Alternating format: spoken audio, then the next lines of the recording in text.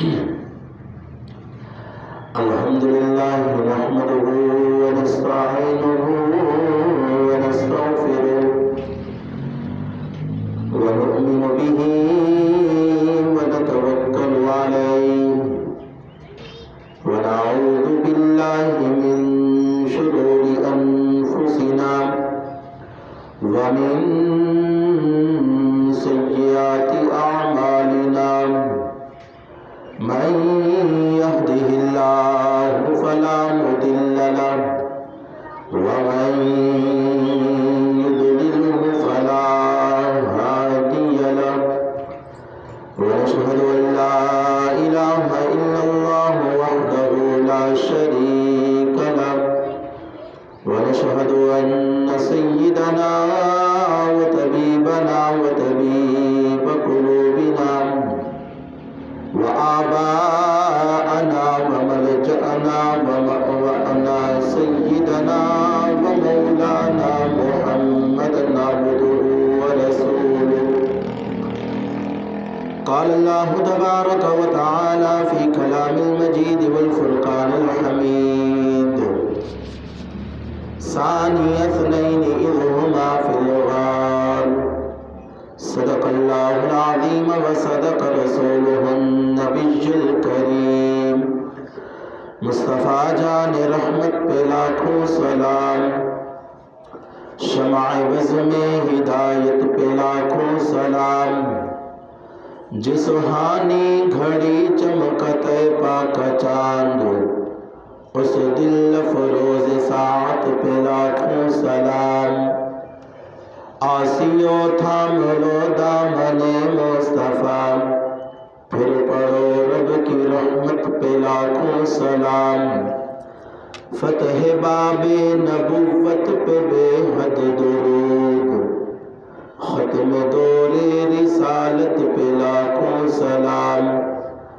ان کے آگے وہ حمزہ کی جاں بازیاں، شیر غران سطوت پہ لاکھوں سلام.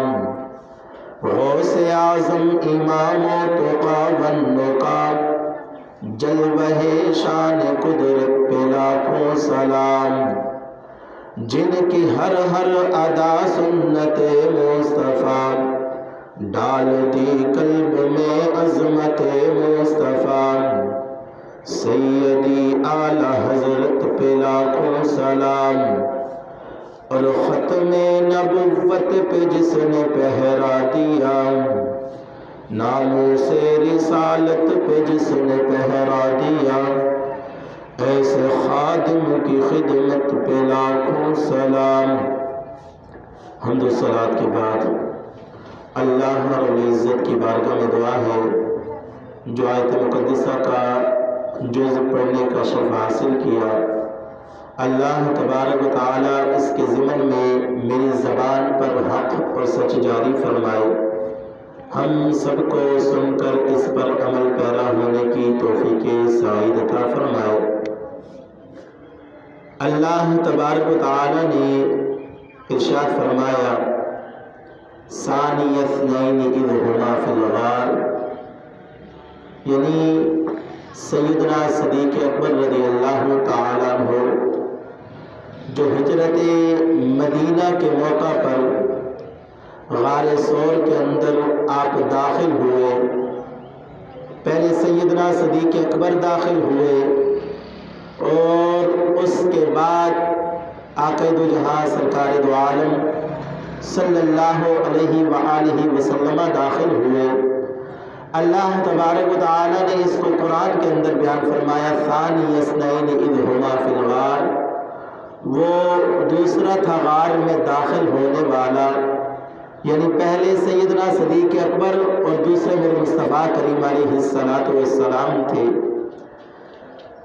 جب آقا دو جہاں سرکار دو عالم صلی اللہ علیہ وآلہ وسلم نے سیدنا ابو بکر صدیق رضی اللہ تعالی عنہ سے فرمایا کہ تم نے تیار رہنا ہے، کبھی بھی اللہ کی طرف سے ہجرت کا پیغام آ سکتا ہے، ہجرت کا حکم آ سکتا ہے، اور ہم نے مکہ سے مدینہ المنورہ کی طرف ہجرت کرنی ہے، تو روایت میں آتا ہے جب رات کے پہر آقا دو جہاں سرکار دو عالم صلی اللہ علیہ وآلہ وسلم نے سیدنا صدیق اکبر رضی اللہ تعالیٰ عنہ کے دروازے پر انگلیوں کے پولوں سے دستک دی تو سیدنا صدیق اکبر رضی اللہ تعالیٰ عنہ نے فوراً دروازہ کھولا۔ یعنی انگلی کے پولوں کی آواز کتنی ہوتی ہے، جب آپ نے ان انگلیوں کے پولوں سے دروازوں کو دستک دی، دروازے پر دستک دی، تو سیدنا صدیق اکبر رضی اللہ تعالیٰ عنہ آپ نے فوراً دروازہ کھولا تو میرے مصطفیٰ کریم علیہ السلام نے فرمایا ابو بکر تم سوئے نہیں، تم سو نہیں رہے تھے کیونکہ رات کا آخری پہر ہے۔ تو سیدنا صدیق اکبر رضی اللہ تعالیٰ عنہ عرض کرتے ہیں یا رسول اللہ، جب سے آپ نے فرمایا ہے کہ کبھی بھی رب کا حکم آ سکتا ہے، ہم نے مکہ سے مدینہ کی طرف ہجرت کرنی ہے، فرمایا تب سے رات کو اس آس میں جاگتا رہتا ہوں کہ کہیں ایسا نہ ہو حضور تشریف لائیں اور میں سو رہا ہوں۔ میں تو اس آس پہ تھا کب اللہ کا حکم آئے اور ہم مکہ سے مدینہ کی طرف ہجرت کر جائیں۔ سامعین محترم، سیدنا صدیق اکبر رضی اللہ تعالیٰ عنہ آپ جوانوں کے اندر سب سے پہلے ایمان لانے والے شخص تھے۔ جب آقا کریم علیہ السلام نے فرمایا کہ اللہ وحدہ لا شریک ہے، اس کا کوئی شریک نہیں، تو ان سب میں سب سے پہلے نوجوانوں میں جو ایمان لانے والی شخصیت تھی وہ سیدنا صدیق اکبر رضی اللہ تعالی عنہ کی تھی، اور بچوں میں سب سے پہلے حضرت علی المرتضیٰ رضی اللہ تعالی عنہ تھے، اور سیدنا فاروق اعظم آپ جب 40 لوگ ایمان لا چکے، آپ ایمان لانے والے 40ویں آدمی تھے۔ سیدنا صدیق اکبر رضی اللہ تعالی عنہ جب آپ حضور علیہ السلام کے ساتھ چلے اور غار ثور میں پہنچے، اور غار ثور کے اندر آپ پہلے داخل ہوئے، کیونکہ غار تھا کہ کوئی موذی جانور نہ ہو جو حضور کو نقصان دے، تو سیدنا صدیق اکبر رضی اللہ تعالیٰ عنہ آپ پہلے داخل ہوئے اور آپ نے جا کر سارے سوراخوں کو بند کیا، اپنے کپڑے جو آپ نے پہنے ہوئے تھے ان کپڑوں کو پھاڑ پھاڑ کے سوراخوں کے اندر ڈالا، اور پھر حضور علیہ السلام کو دعوت دی کہ اب آپ تشریف لے آئیں۔ یعنی سیدنا صدیق اکبر وہ اعلیٰ حضرت نے فرمایا نا، واری تیری نیند پر نماز علی نے وہ بھی اثر جو سب سے اعلیٰ خطر کی ہے، اور صدیق تو ان پہ جان دے چکے، وہ تو کر چکے جو کرنی بشر کی ہے، معلوم ہوا جملہ فرائض فروع ہے، اصل الاصول بندگی استاجور کی ہے۔ یعنی پتہ چلا ساری عبادتیں بعد میں ہے، حضور کی محبت پہلے ہے، سارا کچھ بعد میں ہے، حضور پہلے ہے۔ اس لیے میرے امام نے فرمایا تھا وہ جو نہ تھے تو کچھ نہ تھا، وہ جو نہ ہو تو کچھ نہ ہو، وہ جان ہے جہان کی، جان ہے تو جہان ہے۔ جب سیدنا صدیق اکبر رضی اللہ تعالیٰ عنہ نے آپ نے عرض کی یا رسول اللہ آپ تشریف لے آئے، جب حضور علیہ السلام غار کے اندر تشریف لے گئے اور سیدنا صدیق اکبر رضی اللہ تعالی عنہ کی گود کے اندر میرے مصطفیٰ کریم علیہ السلام نے اپنا سر مبارک رکھا اور حضور آرام فرمانے لگے۔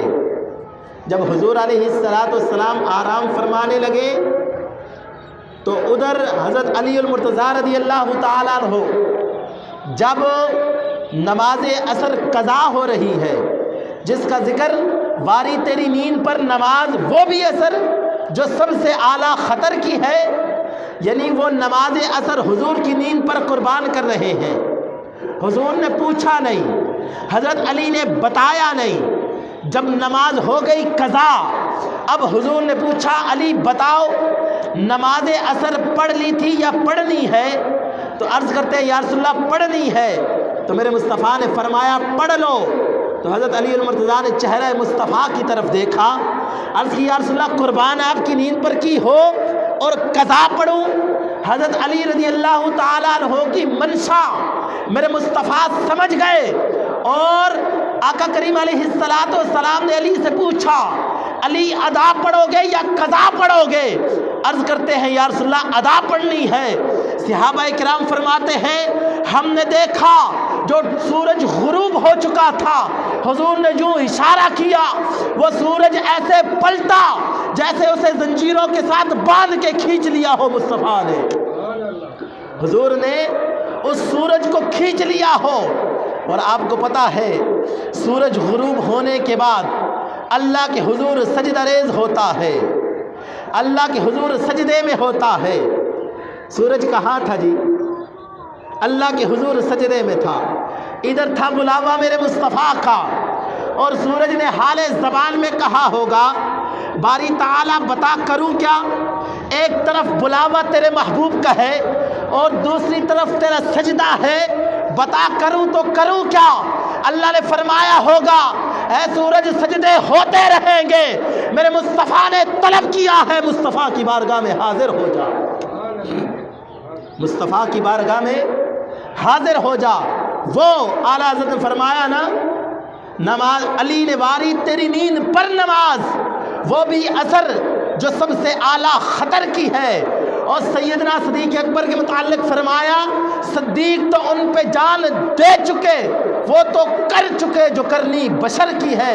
یعنی سیدنا صدیق اکبر رضی اللہ تعالیٰ عنہ آپ غار ثور کے اندر یہاں حضور حضرت علی کی گود میں آرام فرما رہے تھے، نماز قضا کر دی، نماز قربان کر دی، لیکن حضور کو نہ جگایا۔ ادھر صدیق اکبر رضی اللہ تعالیٰ عنہ آپ نے ایک سوراخ کے اندر اپنا انگوٹھا مبارک پاؤں مبارک رکھ دیا، اور حضور علیہ السلام سیدنا صدیق اکبر کی گود میں سر مبارک رکھ کے آرام فرما رہے ہیں۔ اتنے میں اس سوراخ سے ایک اژدہا نکلا جو حضرت سیدنا صدیق اکبر رضی اللہ تعالیٰ عنہ کو ڈس مار رہا تھا۔ اور آپ کو پتہ ہے سانپ اگر ڈس مار لے تو انسان مر جاتا ہے، اس کے جسم سے روح نکل جاتی ہے۔ جب سیدنا صدیق اکبر رضی اللہ تعالیٰ عنہ کو ڈس مار رہا تھا، آپ ڈس تو برداشت کرتے رہے، لیکن آپ نے پاؤں نہ اٹھایا، آپ نے پاؤں وہاں سے نہ ہٹایا کہیں یہ اژدہا میرے مصطفیٰ کریم علیہ السلام کو کوئی نقصان نہ دے دے۔ جب وہ کافی دیر مارتا رہا، حضرت سیدنا صدیق اکبر رضی اللہ تعالیٰ عنہ کی آنکھوں سے آنسو مبارک نکلے اور حضور علیہ السلام کے چہرے مبارک پر گرے۔ اور دراصل در حقیقت تو یہ تھی اس اژدہا کو بھی پتہ تھا کہ ایک وقت آنا ہے، نبی آخر الزمان صلی اللہ علیہ وسلم نے مکہ سے مدینہ کی طرف ہجرت کرنی ہے اور اس غار میں آرام کرنا ہے، اس غار میں قیام کرنا ہے۔ وہ اس آس میں تھا کب مصطفیٰ یہاں پہنچے میں بھی مصطفیٰ کریم علیہ السلام کا دیدار کر سکوں۔ دراصل وہ بھی حضور کو دیکھنے کا تمنا رکھتا تھا، حضور علیہ السلام کا دیدار کرنا چاہتا تھا۔ جب سیدنا صدیق اکبر رضی اللہ تعالیٰ عنہ کے آنسو نکلے تو حضور علیہ السلام کے چہرے مبارک پر گرے، تو حضور علیہ السلام نے بیدار ہوئے اور سیدنا صدیق اکبر سے پوچھا ابوبکر کیا ہوا، یہ تمہارے آنسو کیسے؟ عرض کرتے یا رسول اللہ سانپ نے ڈس لیا ہے اور اس کی تکلیف کی وجہ سے یہ میری آنکھ سے آنسو نکلے ہیں۔ تو حضور علیہ السلام سانپ ڈس لے تو کیا ہوتا ہے؟ مر جاتا ہے نا انسان، زندہ تو نہیں رہتا۔ آج لوگ کہتے ہیں کیا کر سکتے تھے یا نہیں کر سکتے تھے۔ سیدنا صدیق اکبر کو سانپ نے اتنے ڈس مارے، آپ کی آنکھوں سے آنسو نکل آئے۔ جب میرے مصطفیٰ کے چہرے مبارک پر گرے تو سیدنا صدیق اکبر رضی اللہ تعالیٰ عنہ نے عرض کی یا رسول اللہ सांप ने डस लिया है।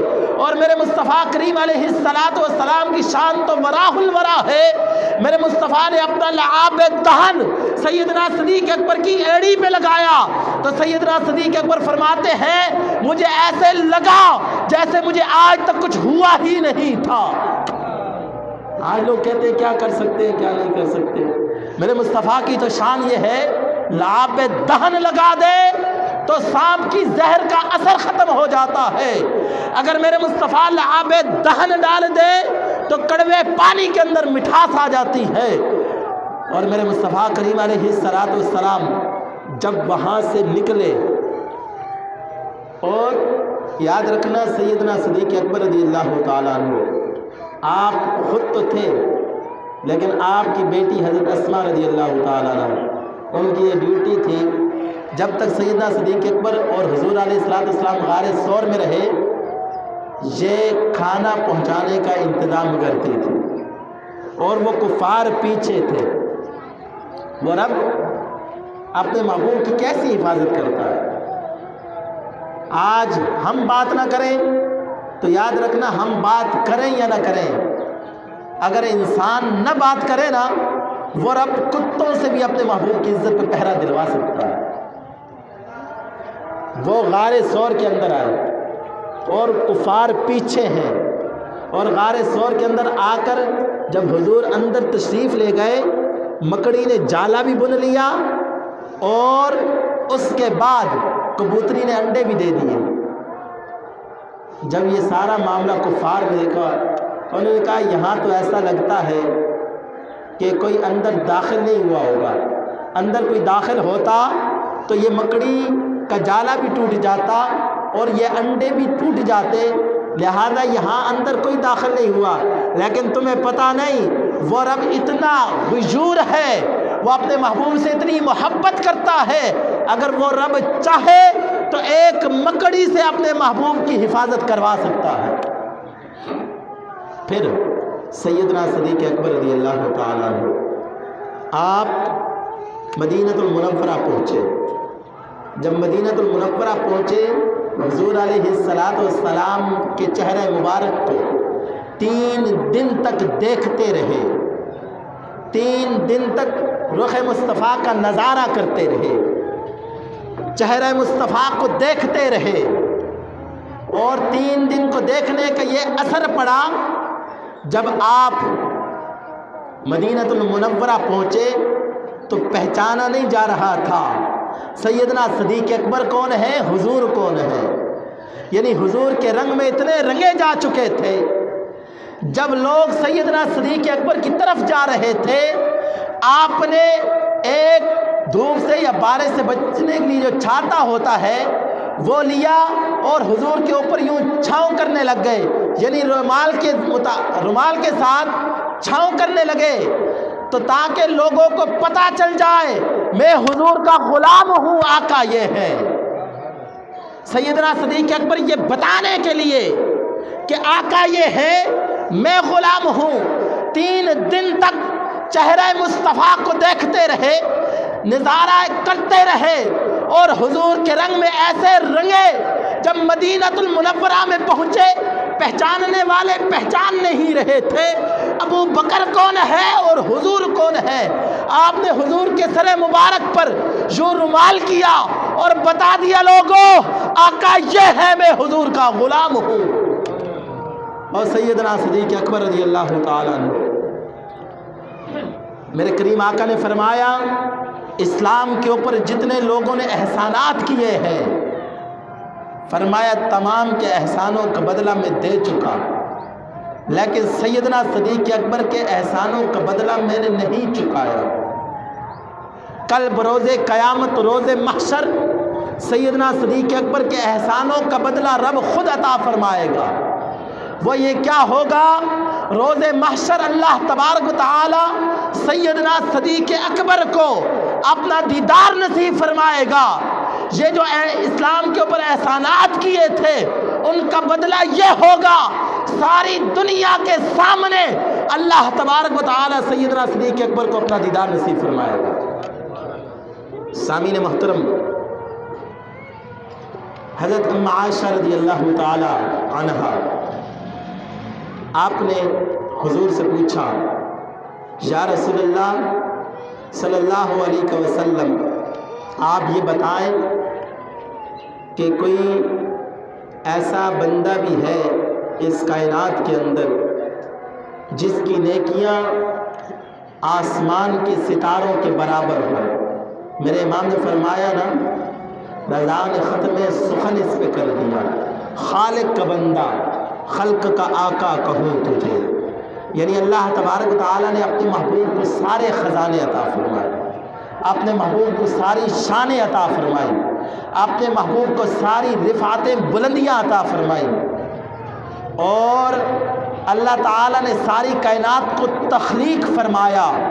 ساری کائنات کو تخلیق فرمانے کے بعد اللہ تعالیٰ نے اس کائنات کا مالک میرے مصطفیٰ کو بنا دیا۔ جب سیدنا حضرت ام عائشہ رضی اللہ تعالی عنہا نے حضور سے سوال کیا، یا رسول اللہ کوئی ایسا بندہ بھی ہے جس کی نیکیاں آسمان کے ستاروں کے برابر ہو؟ حضور علیہ السلام نے فرمایا ہاں عائشہ ہے۔